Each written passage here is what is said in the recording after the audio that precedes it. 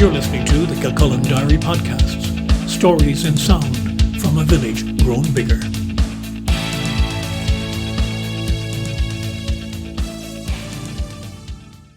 Hello, I'm Brian Byrne and this is Kilcullen Diary. This is the 5th episode in a series called The Accidental Pilgrim, recalling my thoughts during a Kilcullen Parish pilgrimage to the Holy Land in 2007. In this episode we move on to Jerusalem, taking a detour on the way into the desert where the bushes grew that were fashioned into punishing crowns of thorns. As our group travelled from Galilee to Jerusalem, the route was down the valley of the Jordan River as far as the Dead Sea. Both represent the border between Israel and Jordan, and much of the journey was alongside the electronic fence by which the Israelis monitor any attempts to cross, either by terrorist or economic migrant. For the latter, there are good reasons to want to do so, because the average monthly wage in Israel is 10 times that in Jordan, for instance.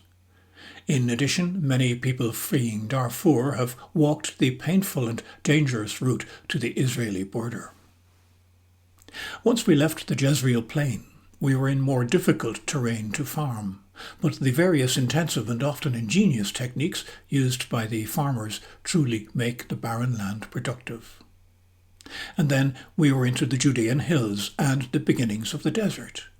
It's a Martian landscape when we're out of sight of water, as we are most of the time, because the Jordan River at this time, and in this part of its length, is a very small river indeed.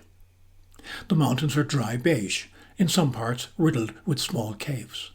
Close to the roadside is dry, stony land, and it's easy to imagine how difficult it was to travel on foot in the time of Jesus. Eventually we went beyond where we would have turned off for Jerusalem and drive by Qumran, where the first Dead Sea Scrolls were discovered in one of the caves in 1947 by a shepherd trying to find his dog. Finally we stopped at the oasis of Ein Gedi, which is also a national park, protecting some typical flora and fauna of the region. The animals seen locally include the little rock hyrax, which looks like a hare but's actually related in DNA terms to the elephant. The Tristram's starling is a bird which always seems to be whistling for your attention. And the most prolific bush is the Christ thorn, also known as the jujube tree. This is, as the name implies, the bush from which the original crown of thorns was made. It's a bush that won't die simply by cutting it down, or even by trying to eradicate the roots. It will simply grow again in even greater profusion. The people of ancient times knew this, and found it best to let it grow tall where its upper leaved branches formed a canopy from the shade. The lower thorny branches burn well and were often gathered and stored for kindling. It's believed that from one such stored bundle in the yard of the prison where Jesus was being taunted by the soldiers, the crown was twisted together and stuck on his head. So, at a relatively quiet point on a track inside the park, it seemed appropriate that Mass be celebrated for the Kilcullen pilgrims in the shade of a grove of these Christ thorns. It also happened to be Mission Sunday. The theme for the day, Father Murphy said, was to reflect on God's love. The best way is within ourselves to be aware of God's love for us and externally by our behaviour, he said. Concelebrant and fellow pilgrim Father Niall Thornton spoke about the need for vocations to the priesthood and asked those present to pray to the Lord of the harvest that he would send labourers to work in his fields. You are all missionaries in your own areas, he said. Keep your eyes fixed on your spiritual needs as well as your material ones. Later in the afternoon, following lunch, there was a swim in the Dead Sea. You can't really swim in it, partly because of the extraordinary buoyancy, and also because you daren't splash the salt-saturated water into your eyes. After that, we were driven up through the hills and eventually got our first glimpse of Jerusalem.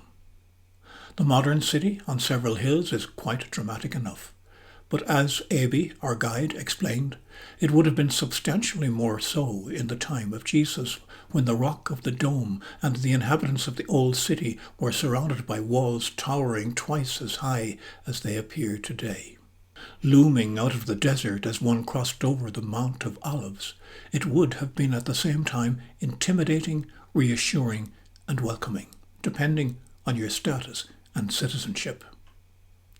At a strategic lookout point, the full panorama of Old and New Jerusalem lies below the incoming traveller. After a detailed explanation of the various parts of the city, including the different churches, mosques and cemeteries in our view, Father Murphy led a reading of the psalm relating to Pray for the Peace of Jerusalem. We'll have more on Jerusalem in the next episode.